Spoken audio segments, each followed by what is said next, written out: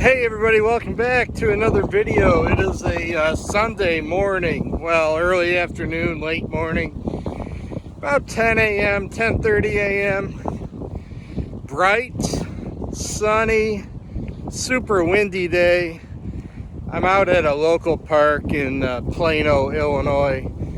Just have my D500 and my 100 millimeter Sigma 1:1 macro lens. When I shoot macro, I like to find texture and contrasting colors and symmetry are typically the things that I look for when I'm shooting macro. So that's what I'm going to do today, and hopefully, like I said, I can find a few things to shoot. But like I said, it's so dang windy out here. A little chilly. It's about 40 degrees out. And but with the wind, it feels a lot colder than that. But hey, thanks a lot for stopping by the channel. I really appreciate it. And here we go. We'll try to get a few shots.